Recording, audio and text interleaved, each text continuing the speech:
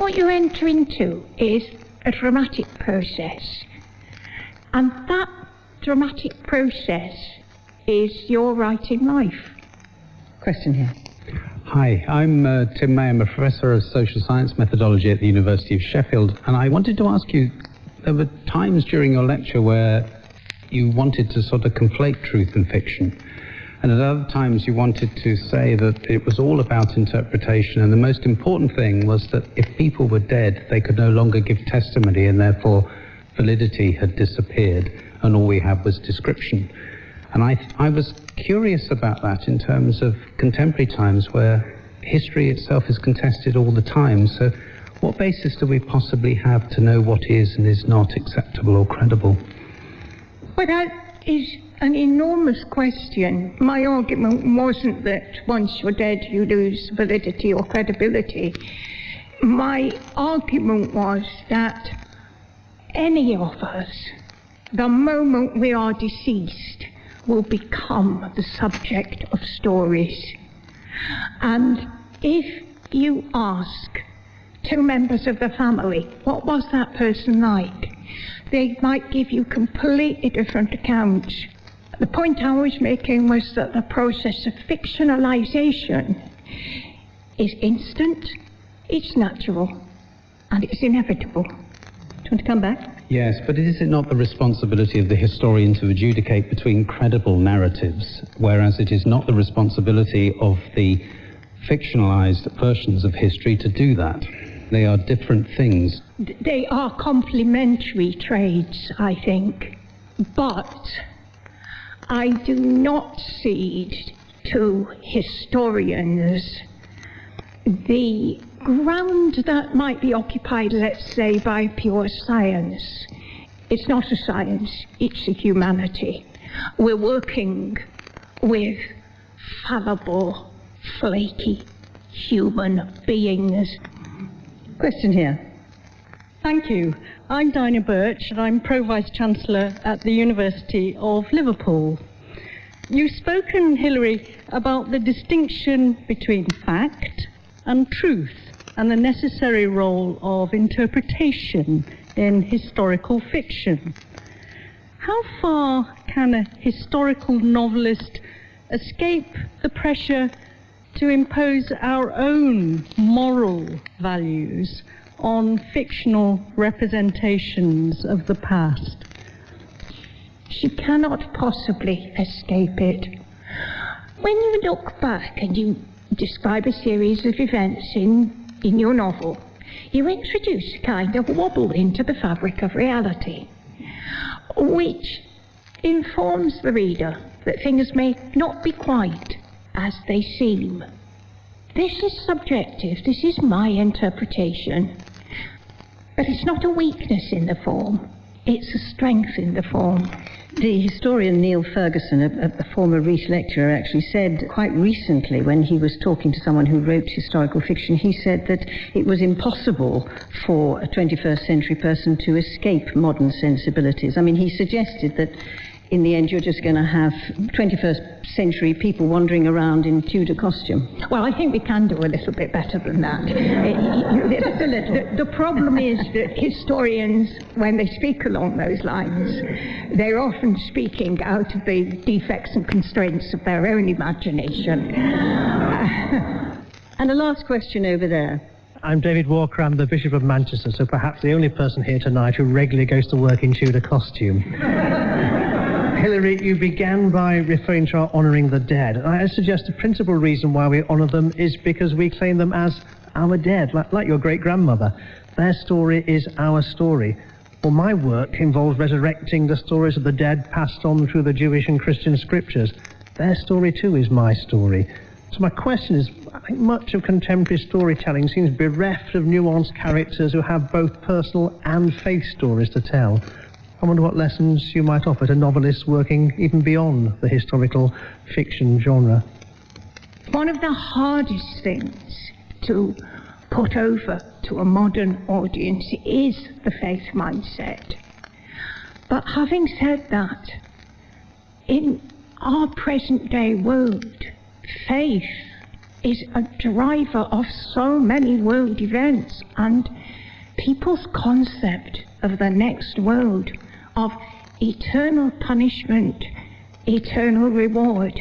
It is one of the most powerful drivers of human conduct, and I agree that novels are impoverished if they choose to step back from this truth.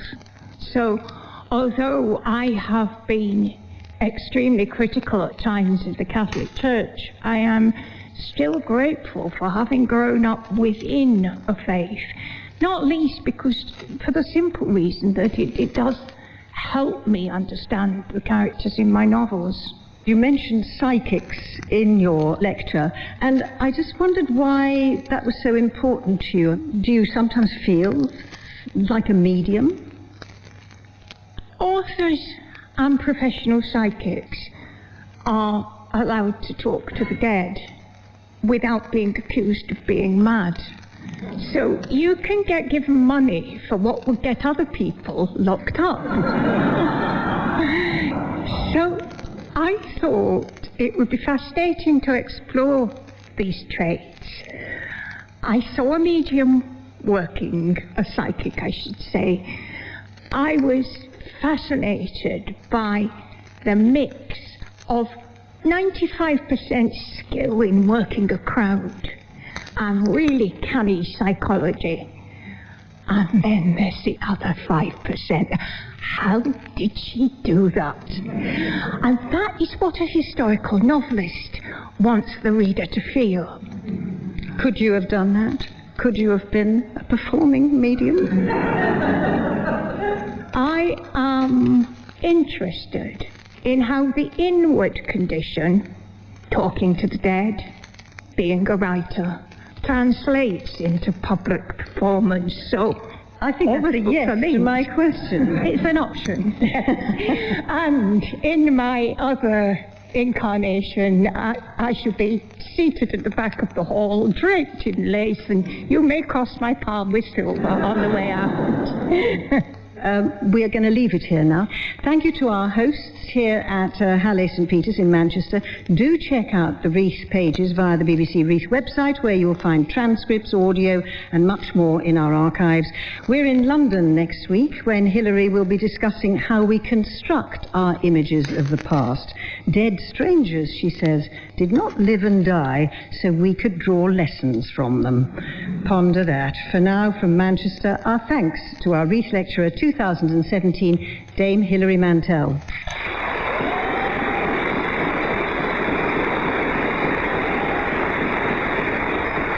The late Dame Hilary Mantel with her first Reith Lecture recorded in 2017. The programme was presented by Sue Lawley and produced by Jim Frank. And you can hear all 5 of her 2017 Reith Lectures, Hilary Mantel, Resurrection, The Art and Craft, on BBC Sounds, where she continues to discuss the role that history plays in our culture.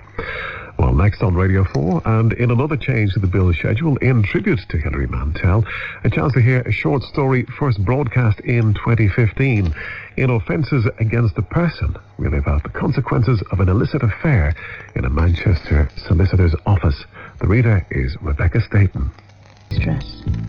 I'm going back to the early 70s.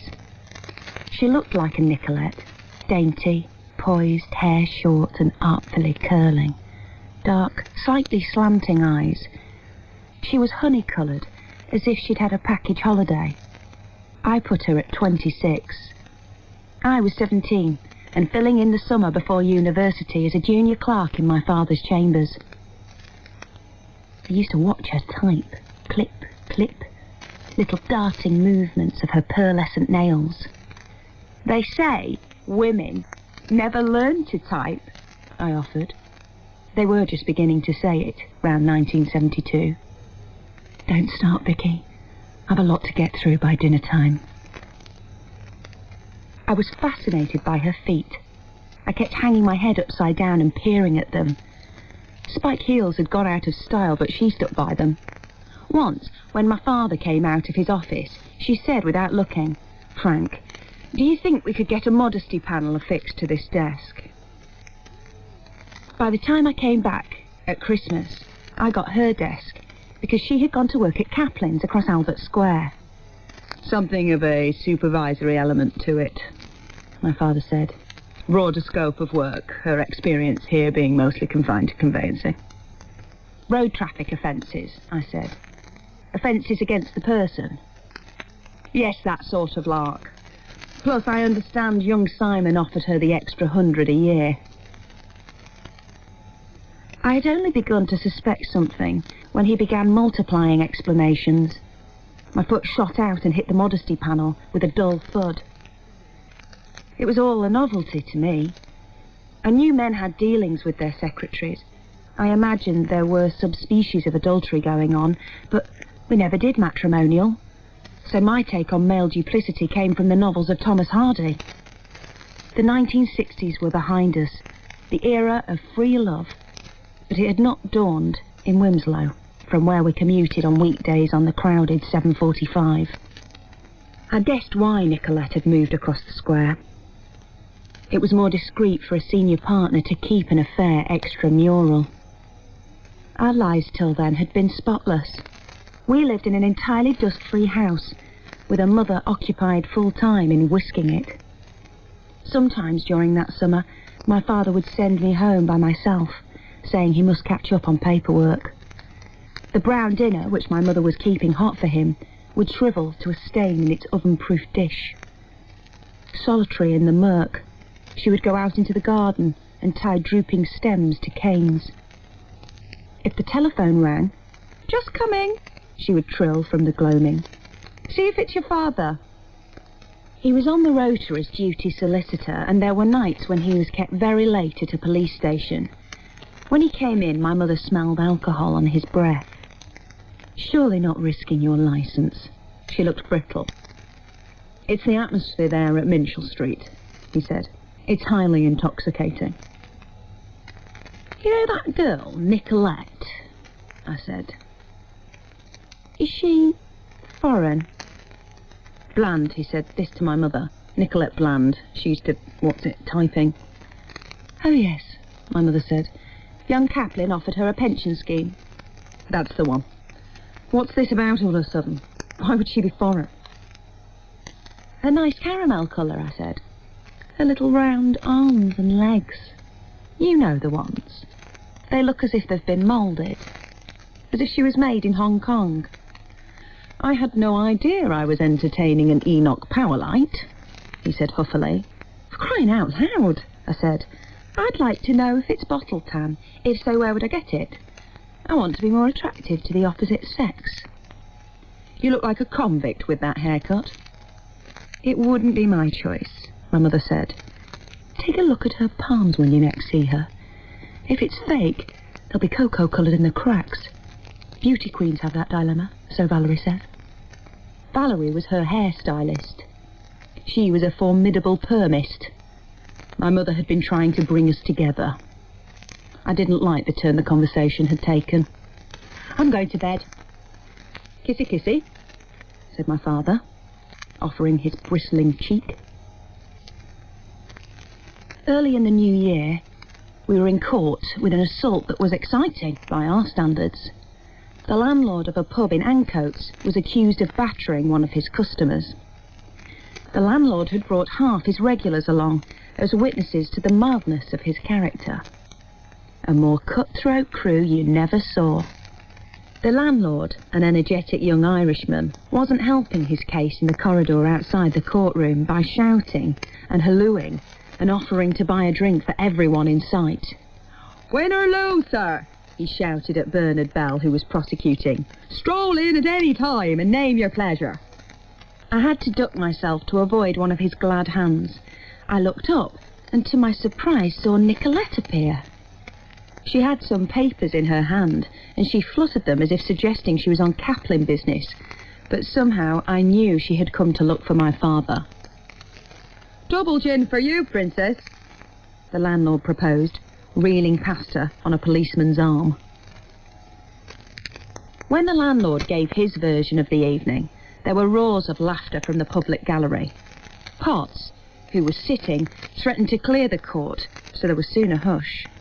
But just as the police officer took the stand, I felt a kick in my stomach, and I had to fold myself double to scrabble in my bag, edge past my father, and back reverently out of the court in the direction of the lavatories. My father, who was now attuned to the biology of young women, gave me a sympathetic glance as I went. I glanced up and saw that Nicolette was perched in the gallery. When I came back, the court had risen for lunch. Nicolette was in the corridor, talking earnestly to my father. The place seemed deserted. My father was sombre, eyes fixed on her face. But he must be hungry, I thought. He scanned the corridor as if for rescue or a waiter. His eyes passed over me, but he didn't seem to see me. He looked drained, grey, as if he'd been left standing by the curb and one of the lowlifes from Ancoats had been siphoning off his blood. Then the corridor began to fill up with the bustle of people hurrying back from lunch, a miasma of extinguished cigarettes, of pale ale and cheese and onion billowed before them. Nicolette clicked over to me, her heels spearing the floor. She clicked open her bag. "Your father thought you might need 2 of these." She pulled out a bottle of aspirin. "I usually have 3. Be my guest." She unscrewed the top with an air of liberality. But there was a cotton wool twist in the neck of the bottle, and when I tried to fish it out, it flinched away from my forefinger, out of reach. Nicolette probed the glass with her pearly claw. "A little bugger," she said. My father had joined us. Holding up his thick digit, he showed that he was helpless in the matter. Nicolette flushed, her face downturned. Across each eyelid, there ran an eely flick, teal blue, drawn with a fine pen. I positioned myself next to her so that I could try to see down her neckline and find out where her caramel hue ended. But all I could see was an ugly mottling of frustration. The forces of the Crown arrived. "What's up, Frank?" Bernard Bell said. My father said, "My daughter's started her headache." "Tweezers'll do it," Bernard said. My father snorted. "Bernie, you never carry tweezers into court." "You may scoff," Bernie said, "but I have known nasty injuries occur from slivers of flying glass, where a handy pair of sterilised..." But then Nicolette gave a squeak of triumph. She held up the plug of cotton wool between her fingertips. 3 aspirin rolled into my palm. Early in the afternoon, the case was thrown out. The Irishman tumbled into the corridor, punching the air and crying, "Drinks all round!" It surprised me to see that Nicolette was still there. She'd lost her papers, whatever they were. When the landlord passed Nicolette, fists flailing, I saw her step back against the wall and clamp her forearm across her tiny belly. That night, my father took my mother aside. She kept walking away from him in little aimless drifts, so he had to follow her down the hall and into the kitchen, saying, "Listen to me, Lillian." I went up to the bathroom and looked in the bathroom cabinet. I sorted through what was in there. A small bottle of olive oil, some oozing ointments, a roll of sticking plaster and some crepe bandages. I pulled some cotton wool out of a packet, rolled it up into balls and put it in my ears. I went downstairs. I watched my soundless feet go before me like scouts. I didn't look through the kitchen door, but after a while I sensed a vibration under my feet, as if the whole house was shaking. I went into the kitchen. My father wasn't there, and I deduced he must have slipped out through the back door. The room was filled with a dull thudding sound. My mother was beating on the edge of the kitchen table the oven-proof dish in which she usually shrivelled his dinner. It was made of toughened glass and took a long time to break. When it shattered at last, she left the wreckage on the floor and brushed past me on her way upstairs. Left to myself, I picked up all the shards of the dish and placed them on the table. Not having the obliging tweezers by me, I took up the fragments out of the carpet tiles with my fingernails. I arranged the jagged fragments so that the pattern of onions and carrots with which the dish had been decorated was complete again. When I came down next morning, it was gone, as if it had never been. I went round to see them after the twins were born. Nicolette was very pally. She tried to reminisce about old times, the modesty panel, but I firmly rebuffed her. My father still looked grey, and the babies were both yellow, but he seemed pleased with them, grinning away like a callow youth. I looked at their little fingers and the palms of their hands and marvelled at them, as you are meant to do. "How's your mother?" he said. Something was stewing, a brown foodstuff, on the hot plate of the baby belly. My mother got the house. She said she would have been loath to leave the garden. He had to pay her maintenance, and she spent some of it on yoga classes. Having been a brittle person, she became flexible. Each day she saluted the sun. Nicolette, I saw, looked as if she needed dusting. She smelled of baby sick and brown stewing, and her curly hair hung above her ears in woolly clumps. She whispered to me, "Sometimes he's on call. You know, the rota. He's out till all hours. Did he do that before?" My father was agitating his knees beneath his babes by way of bouncing them. He was singing to them, "1 a penny, 2 a penny, hot cross buns." Love is not free. In point of fact, he was reduced to penury, but he must have counted on that. I expect Simon Kaplan admired him, Bernard Bell, those people. As far as I could see, everybody but me had got what they had ordered. "Drinks all round," I said. Nicolette reached into the sideboard and extracted a bottle of British sherry. I watched her blow the dust off it. Only I had failed to name my pleasure.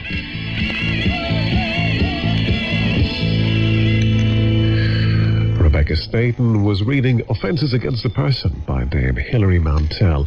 It was abridged by Julian Wilkinson, and the producer was Simon Richardson. And on Sunday afternoon from 4, we continue to celebrate the late Hilary Mantel, whose death was announced earlier today. It was the 2013 edition of Book Club, in which she discusses with James Naughtie Bring Up the Bodies, her second Man Booker Prize winning novel. That's at 4.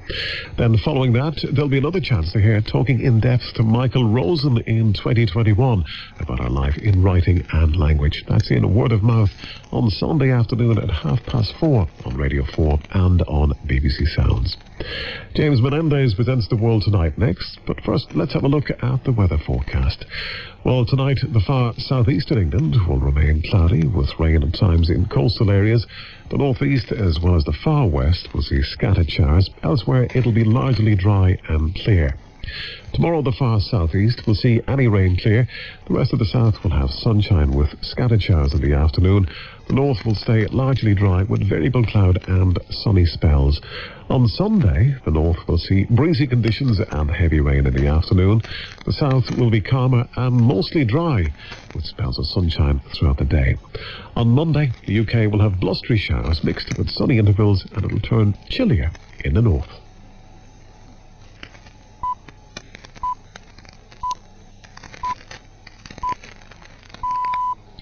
Hello, good evening. It's 10 o'clock. Welcome to The World Tonight. I'm James Menendez. Mr. Speaker, we're at the beginning of a new era. And as we contemplate, that's right, a new era. A new era, or is it just history repeating itself? The Chancellor unveils his mini-budget. The courtroom was adjourned.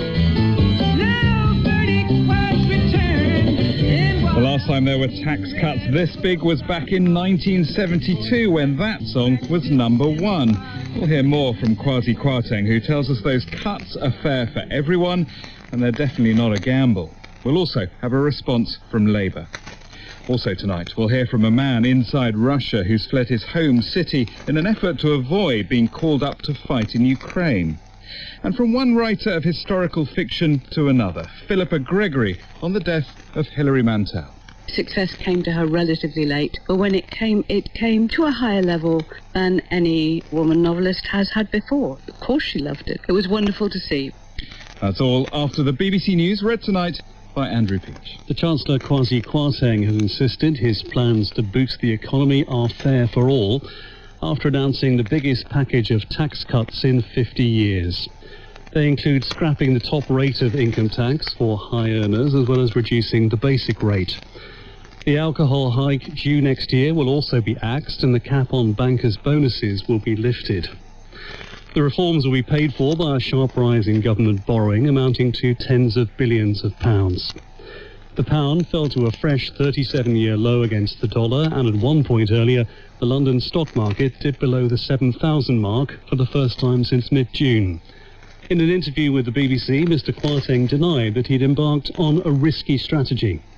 I don't think it's a gamble at all. What was a gamble, in my view, was sticking to the course we were on. We had a tax system, taxes at a 70-year high, highest since the late 40s, and that was unsustainable. So what we had to do was have a reboot, a rethink. Labour said the plan was a Tory admission of 12 years of economic failure. The Liberal Democrats called the mini-budget a disaster. Our correspondent Zoe Conway has more on the reaction at Westminster. The Shadow Chancellor, Rachel Reeves, called the Prime Minister and Chancellor two desperate gamblers in a casino who'd run out of ideas. The Liberal Democrat leader, Sir Ed Davey, described the announcements as the billionaire's budget, while the SNP said it would put the country's debt on an unsustainable trajectory. The government argues that the measures will boost economic growth and they're prepared to make unpopular decisions. But there's nervousness amongst Conservative MPs. The former Cabinet Minister, Julian Smith MP, called huge tax cuts for the very rich wrong. The changes to stamp duty won't apply in Scotland or Wales because their devolved governments use a different tax on property purchases. Several of the Chancellor's measures will affect people in Scotland, including the retention of the corporate tax rate and the national insurance reversal. But the basic rate of income tax in Scotland will remain the same, as will the top rate, which in the rest of the UK is being scrapped. Scotland's Deputy First Minister, John Swinney, wouldn't be drawn on whether his government would take on the Chancellor's tax cuts, but he said the budget represented a further case for independence. The UK Tory government has essentially admitted the failure of its economic policy for the last 12 years. And for Scotland, what that means is that we should have control over our own affairs so that we're not having to operate at the mercy of decision-making by the UK government. Anti-poverty charities have criticised the Chancellor's budget announcement for not doing enough to help the most vulnerable. The Resolution Foundation, a think tank which focuses on living standards for low and middle-income families, said those earning £1 million annually would see their taxes cut to the tune of £55,000 next year. Torsten Bell is the foundation's chief executive. What we know is that the tax cuts will disproportionately benefit those on the highest incomes. 45% of the tax cuts next year will go to the top 5%. If we manage to get growth going, then I think, yes, the history says that should lead to benefits for the whole population. But what is certain is that next year, very large tax cuts for higher income households. Business leaders have given the measures a broad welcome. The British Chambers of Commerce said the reversal of national insurance would put money back into firms' balance sheets, while the Federation of Small Businesses said cancellation of the planned hike in corporation tax would help its members invest. Tony Danker, the Director General of the Employers Group, the CBI, said it was a big moment. I think today was the day that the stakes just got higher. They got higher in terms of borrowing because of the energy package, and they got higher in terms of growth. Standout measures, plenty of headlines, and underlying them is a signal that says this government is going to be pro-investment, pro-growth and pro-business. That will be welcome by companies across the country. The G7 group of the wealthiest nations, including the UK and the US, have condemned referendums being held in parts of Ukraine to decide whether they want to join Russia. The group called the votes, which are being organised by Moscow-backed officials, a breach of the United Nations Charter. Armed soldiers have reportedly gone door-to-door to collect verbal votes. The leader of the self-proclaimed Donetsk People's Republic in the east, Denis Pushilin, welcomed the vote. Дорогие земляки, Dear compatriots, we've waited for this moment for more than 8 years. This referendum is a historic milestone, not only because we are certain the result will be positive, but because this is a culmination of our common difficult journey. Russia has published a list of professions which are exempt from the conscription of 300,000 people to boost its war effort in Ukraine. They include IT workers, bankers and journalists working for state media. But Russian men have continued to attempt to leave the country to avoid being caught up. Several nearby states have said they'll refuse to grant them visas, but Germany said it would welcome fleeing Russians. The Syrian authorities are continuing to search for survivors after a migrant boat sank in the Mediterranean yesterday near the city of Tartus. Officials say it's one of their largest rescue operations ever, now covering the entire coast of Syria. Almost 80 people are now known to have died, including children. About 20 people are being treated in hospital. One of Britain's most celebrated novelists, Dame Hilary Mantel, has died at the age of 70.